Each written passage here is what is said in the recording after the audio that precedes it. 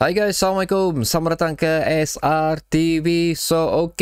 Finally, tidak lama lagi sewaktu video ini akan dirakamkan, esok kita akan berpeluang akhirnya untuk melihat pasukan kita untuk beraksi kesebelasan utama dan juga pemain-pemain yang telah dibawa masuk ke dalam Sabah FC untuk beraksi di depan mata kita sendiri, iaitu di Stadium Likas pada sewaktu video ini dirakamkan esok hari 11 hari bulan 7.30 malam. Sabah akan menentang klub yang kamu nampak di dalam gambar ni, iaitu Geylang International Football Club. Okey, dari mana klub ni? Kuatkah?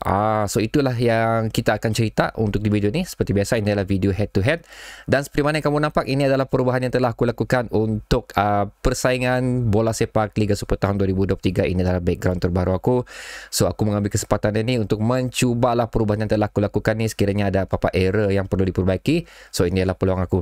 So harap kamu sukalah dengan perubahan ni.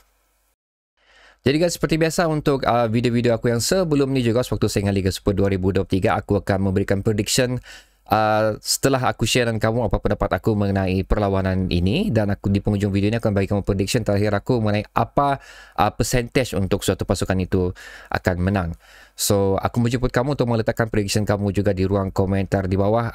Ada perubahan lagi, satu lagi aku lakukan, di mana aku tidak akan membuat keputusan siapa yang dapat meneka tepat untuk prediction tu guys. Minta maaf banyak-banyak. Aku tahu benda tu memang cukup enjoyable. Aku pun suka sebenarnya, tapi unfortunately aku ni one man power saja buat ni. So aku dah dapat bilang orang tengok semua untuk kumpul apa semua apa yang patut. So again, aku minta maaf. InsyaAllah sekiranya perjalanan channel ni okey, so mungkin aku diberikan peluang untuk menambah ahli dalam SRTV ni, aku akan cuba memperkenalkan kembali lah untuk siapa yang dapat meneka prediction untuk sesuatu perlawanan. Tapi untuk bermasa ni, aku beritahu kamu awal-awal, aku hanya menjemput kamu untuk meletakkan prediction, tapi aku tidak akan buat siapa pemenang dia lah. Okey, jom guys, kita tengok siapakah Geylang FC ni. Aku dah buat pencarian lah sebelum aku memulakan memasukkan data untuk share dengan kamu ni.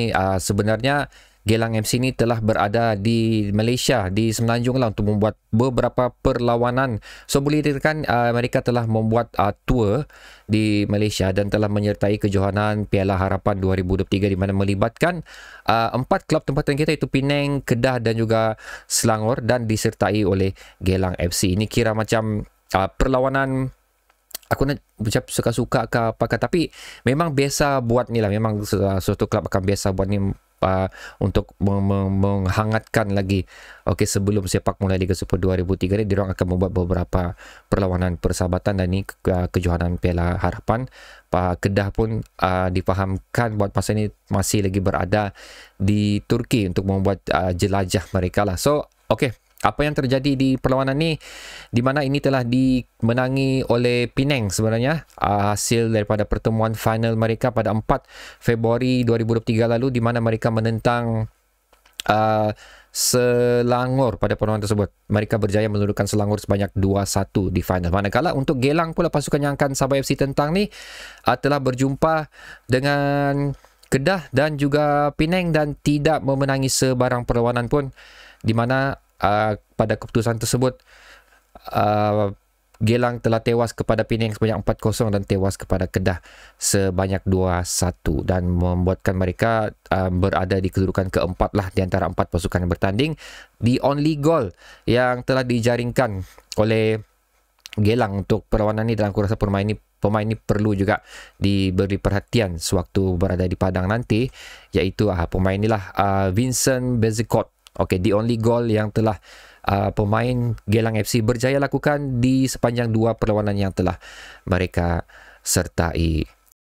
Kita beralih pula kedudukan untuk sejarah kedudukan di liga terkini untuk Singapore Premier League, iaitu AIA, diberi nama AIA Singapore Premier League, di mana pada tahun lepas 2022 Geylang FC berada di tangga keempat.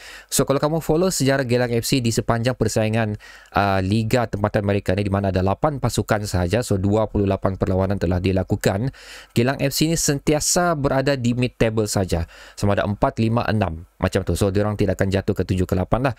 So dari segi konsisten untuk tidak berada di tangga tercorot cukup bagus.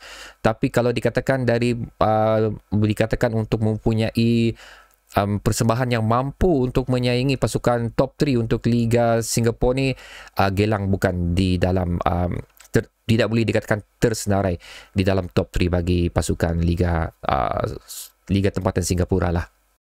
Okey, jadi itu dia guys, tidak banyak yang aku boleh share dengan kamu, hanya data daripada apa yang telah mereka lalui di sepanjang kempen Liga Tempatan Singapura mereka di Liga Singapura, dan juga perlawanan yang telah mereka lalui sewaktu menentang Penang, Kedah dan juga Selangor. So daripada pemerhatian aku,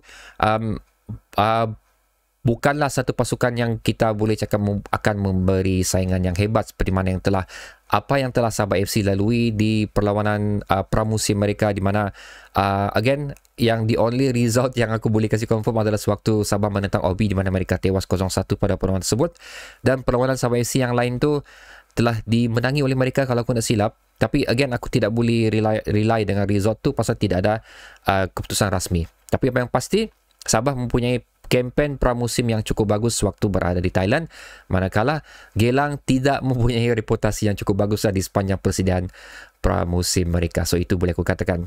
So prediction aku untuk perlawanan ni adalah aku akan memberikan 60% untuk Sabah FC dan juga 40% untuk Geylang International Football Club.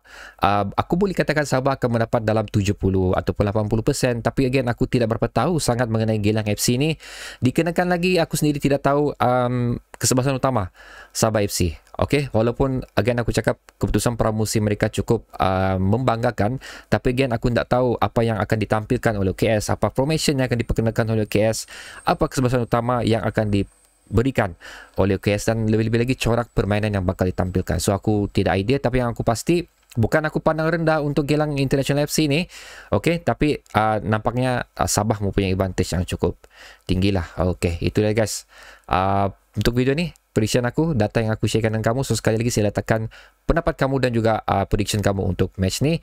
InsyaAllah kalau ada masa besok aku akan cuba buat prediction formation pula untuk Sabah FC bagi menentang Geylang FC. So kita berjumpa lagi di video akan datang guys. Assalamualaikum.